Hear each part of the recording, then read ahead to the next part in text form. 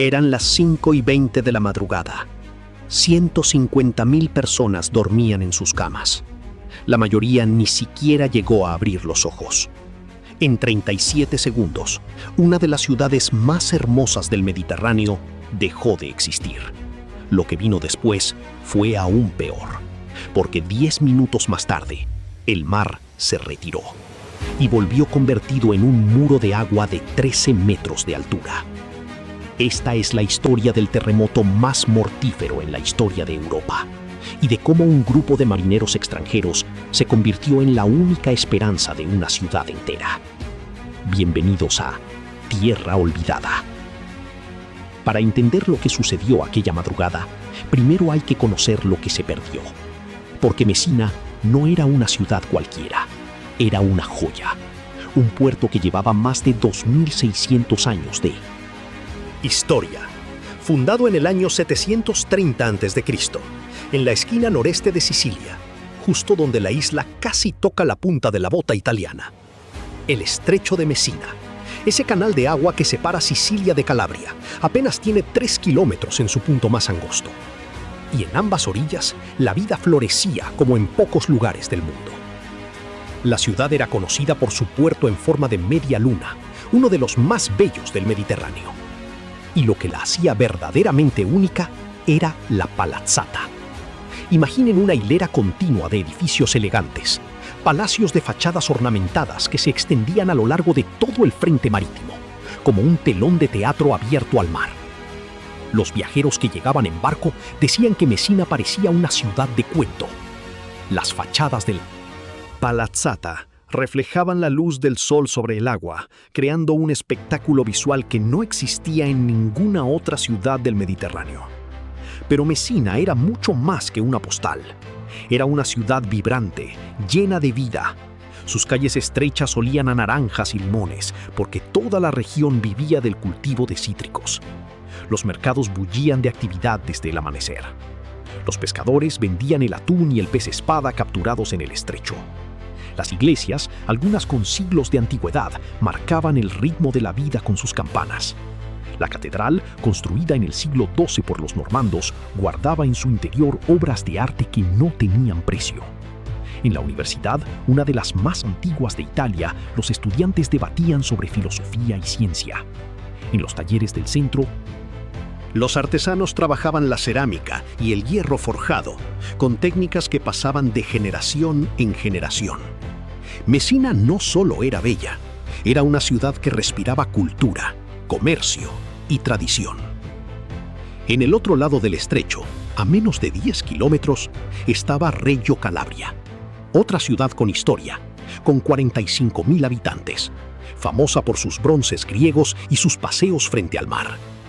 Juntas, Mesina y Reggio formaban un mundo propio, conectado por ferries que cruzaban el estrecho varias veces al día. El 27 de diciembre de 1908 fue un día festivo. Las vacaciones de Navidad estaban en su apogeo. En Reggio Calabria, esa noche, el teatro había presentado una ópera de Verdi. Los cafés del centro estaban iluminados.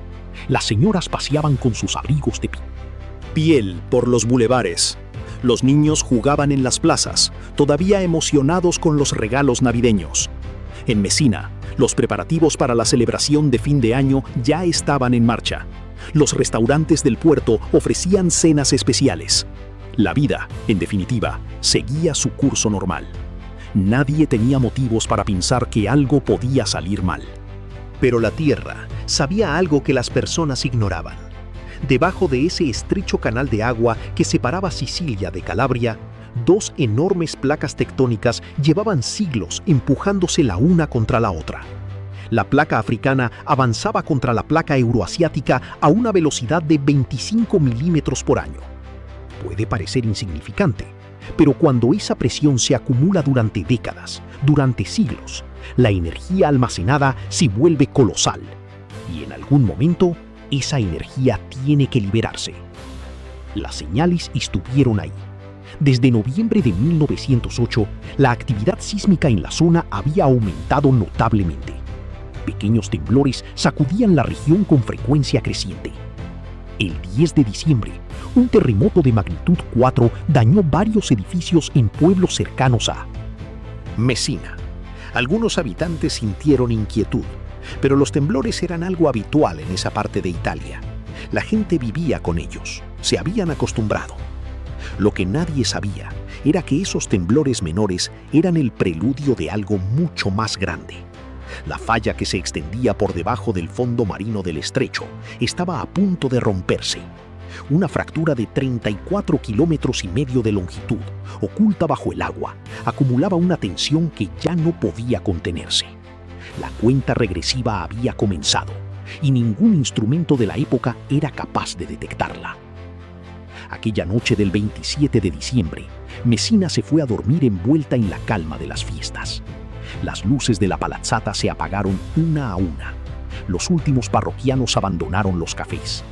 Las familias se metieron en sus camas, arropadas contra el frío del invierno siciliano. En las casas, las chimeneas todavía crepitaban con los últimos rescoldos del fuego. Los gatos callejeros recorrían las calles vacías. El sonido del agua contra los muelles del puerto era lo único que rompía el silencio. A las 4 de la madrugada, todo estaba en absoluta quietud. 150.000 personas en Messina y 45.000 en Reggio Calabria dormían profundamente.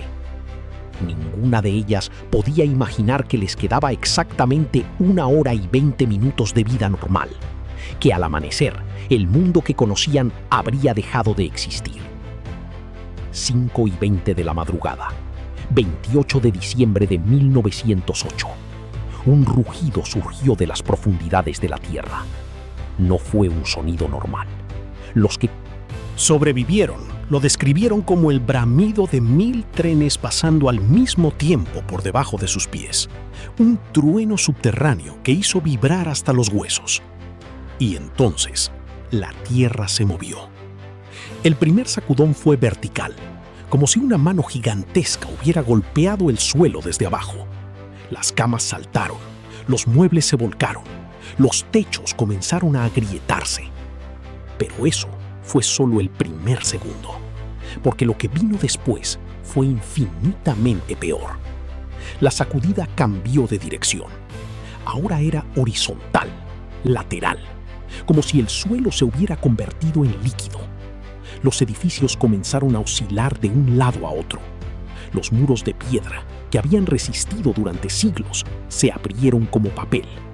Las columnas se quebraron, los techos se desplomaron. Y todo esto ocurrió en total oscuridad, porque era de noche y la electricidad se cortó instantáneamente. 37 segundos. Eso fue lo que duró el terremoto.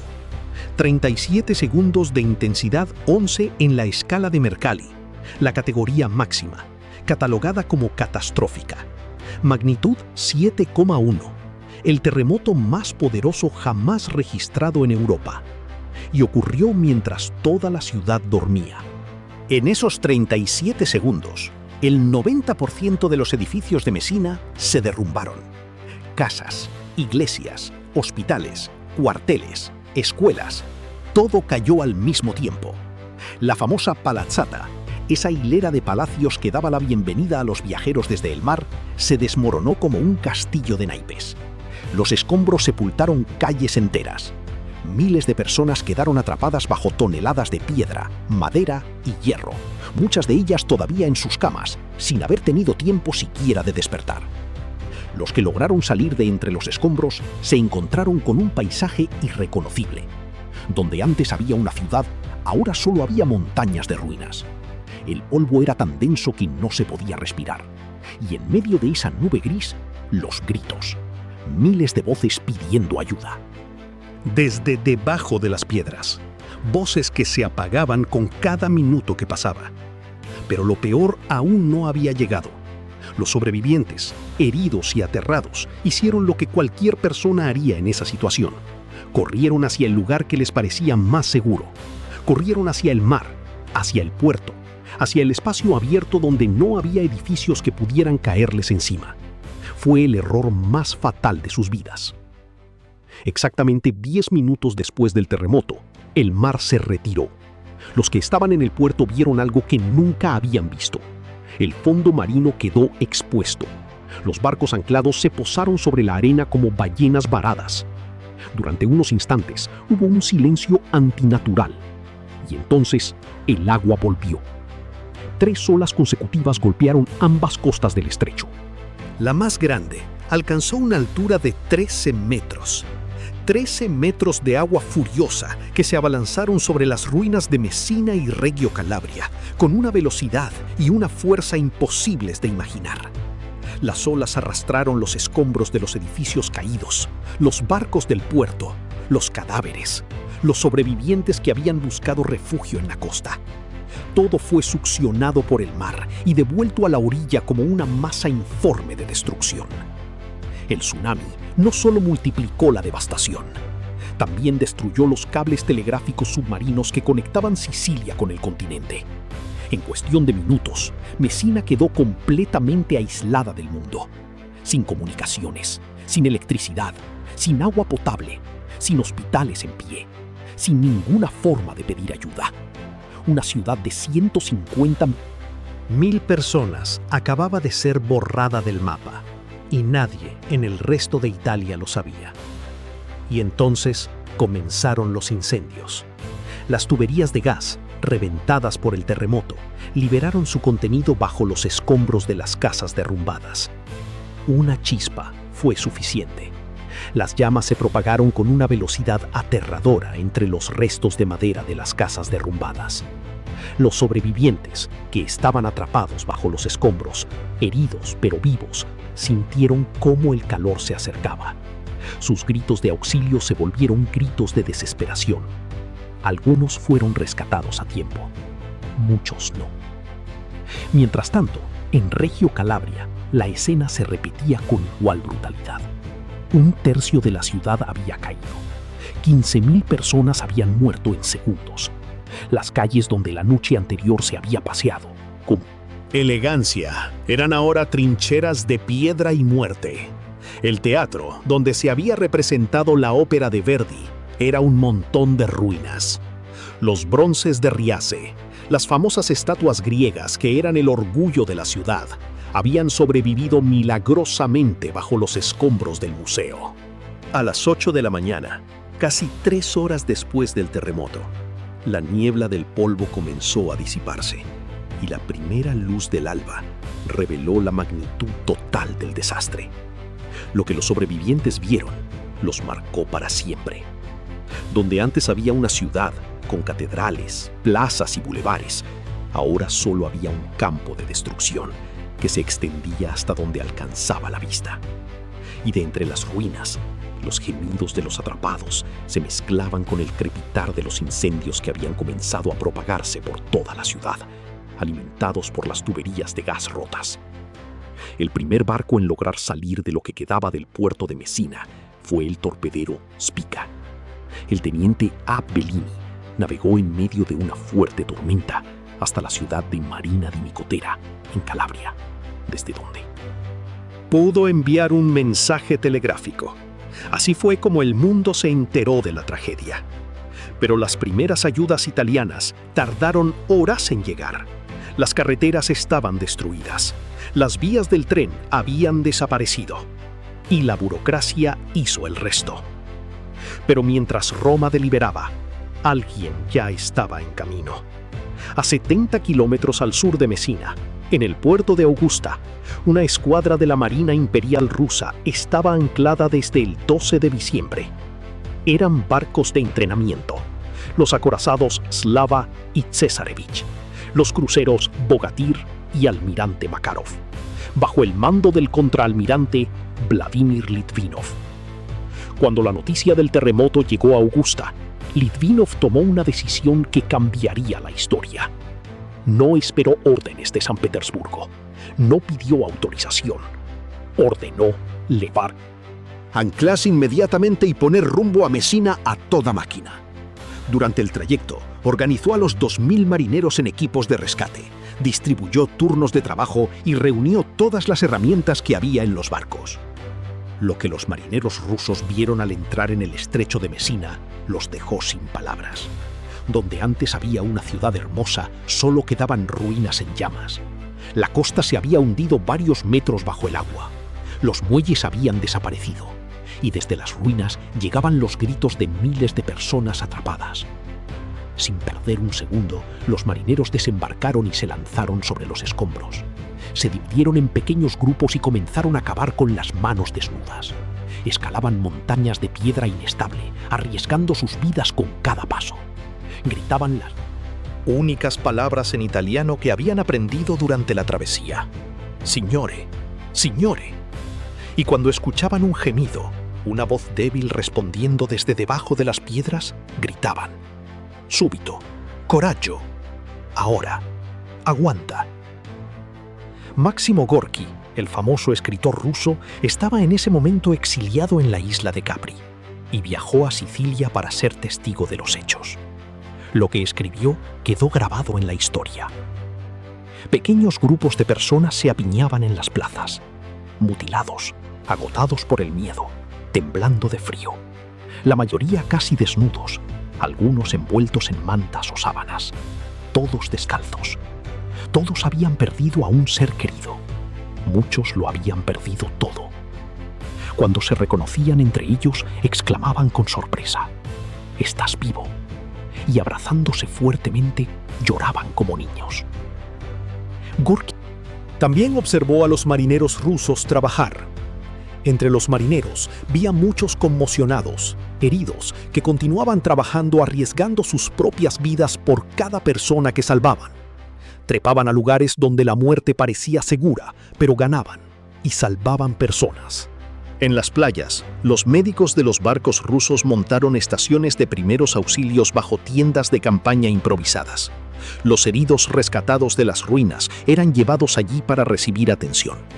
Las fracturas, las quemaduras, las heridas abiertas se trataban con los recursos limitados que había a bordo. Otros marineros encendieron fogatas y comenzaron a preparar comida caliente para los civiles, muchos de los cuales llevaban horas sin comer ni beber. Los acorazados Slava y Cesarevich enviaron pan y agua potable, un recurso más valioso que el oro, porque en la ciudad destruida no quedaba una sola gota de agua limpia. Los marineros cargaban los bidones de agua por las montañas de escombros, pasándolos de mano en mano, como una cadena humana que unía los barcos rusos con los sobrevivientes italianos. En total, los marineros rusos salvaron a 2.000 personas en Mesina. 1.800 fueron evacuadas en los buques de guerra hacia Nápoles y Siracusa, donde recibieron atención médica. Entre los rescatados había cientos de niños. Muchos de ellos nunca supieron quiénes eran sus padres. Uno de esos niños era un bebé, que más tarde recibiría el nombre de Letterio de Francesco. Su familia nunca supo su fecha exacta de nacimiento, porque todo registro civil había sido destruido. Cada año celebraban su cumpleaños el 19 de marzo, una fecha convencional, porque la verdadera se perdió entre los escombros de Mesina. Pero no todos los sobrevivientes se quedaron en Italia. Muchos decidieron que no podían seguir viviendo en una tierra que los había traicionado. En 1909, el barco de carga Florida zarpó de Nápoles con 850 supervivientes del terremoto rumbo a Nueva York. Iban a comenzar una nueva vida al otro lado del Atlántico. Pero el destino les tenía preparada una crueldad más. Después de 2 semanas en el mar, perdido en una densa niebla, el Florida colisionó con el Republic, un transatlántico de lujo. 3 personas del Florida murieron en el acto. El pánico se apoderó de los pasajeros. El capitán Angelo Ruspini tuvo que disparar al aire para restablecer el orden entre personas que acababan de sobrevivir al desastre más grande de sus vidas y que ahora veían cómo el mar volvía a intentar matarlas. Cuando se contaron los muertos del terremoto y el tsunami, las cifras fueron difíciles de procesar. Las estimaciones son sinónimos de horror. Varían según las fuentes, pero los números más aceptados hablan de entre 80.000 y 120.000 víctimas mortales. La mitad de la población de Mesina pereció. 1/3 de Reggio Calabria desapareció. Decenas de pueblos costeros fueron arrasados. fue la catástrofe natural más mortífera en la historia de Europa. Las consecuencias se extendieron durante años. La economía de la región quedó completamente paralizada. Los campos de cítricos, que eran la principal fuente de ingresos, quedaron abandonados. Hubo un éxodo masivo de población. Familias enteras que lo habían perdido todo emprendieron el viaje hacia el norte de Italia o cruzaron el océano hacia América. Ciudades como Nueva York, Buenos Aires y Sao Paulo recibieron oleadas de mesinenses que buscaban reconstruir sus vidas. Desde cero, la reconstrucción de la ciudad tardó décadas y Messina nunca volvió a ser lo que era. La Palazzata, aquel telón de palacios que había sido el símbolo de la ciudad durante siglos, nunca fue reconstruida en su forma original. Los nuevos edificios fueron más bajos, más austeros, diseñados para resistir, pero no para impresionar. La ciudad que resurgió de las cenizas era funcional, pero había perdido su alma, su belleza, su identidad. Los que la habían conocido antes del terremoto decían que ya no era Messina, era otra ciudad, con el mismo nombre, pero sin el mismo espíritu. Sin embargo, algo bueno salió de tanto dolor. El desastre de 1908 obligó al gobierno italiano a tomar medidas que nunca antes se habían contemplado. En 1909 se aprobó el primer decreto real que establecía normas de construcción antisísmica para todo el territorio nacional. Por primera vez en la historia de Italia, se creó un mapa de clasificación sísmica del país. Se prohibieron ciertos métodos de construcción. Se establecieron estándares que salvarían miles de vidas en futuros terremotos. La tragedia de Messina se convirtió en el punto de inflexión que transformó la manera en que Italia, y luego todo el mundo, abordaba la prevención sísmica. En cuanto a los marineros rusos, el gobierno italiano los honró como héroes. En 1910, todos los participantes de la misión de rescate, cerca de 3.000 marineros, recibieron la medalla conmemorativa por el terremoto de Calabria y Sicilia. El contraalmirante Litvinov fue condecorado con la Gran Cruz de la Corona Italiana, la máxima distinción del país. Los capitanes de los barcos y los médicos recibieron cruces de comandante. Hoy, en Messina, hay una plaza llamada Largo dei Marinai Russi, la Plaza de los Marineros Rusos. Está en el Paseo Marítimo, frente al mar, justo donde hace más de un siglo los barcos de la flota imperial rusa echaron anclas para salvar a una ciudad que no era la suya. En esa plaza hay un monumento que recuerda su valor, y cada año los mesinenses depositan flores en su base, porque la gratitud por lo que hicieron aquellos hombres no se ha desvanecido con el tiempo. El estrecho de Messina sigue ahí. Las placas tectónicas siguen moviéndose. La falla que causó el terremoto de 1908 sigue activa. Los científicos saben que otro terremoto de esa magnitud es solo cuestión de tiempo. No de si ocurrirá, sino de cuándo. La diferencia es que hoy las ciudades están mejor preparadas. Los edificios se construyen para resistir. Los sistemas de alerta temprana pueden dar unos minutos preciosos de ventaja. Pero hay algo que ninguna tecnología puede cambiar. Y es que la Tierra siempre tendrá la última palabra. Porque debajo de nuestros pies, en este mismo instante, las placas se siguen moviendo, la presión se sigue acumulando. Y en algún lugar del mundo, la próxima Messina está durmiendo tranquila, sin saber que su reloj ya ha comenzado. Cuenta regresiva. Si esta historia te ha impactado, te invito a suscribirte a Tierra Olvidada. Aquí contamos las historias que el mundo ha olvidado, pero que la Tierra recuerda para siempre.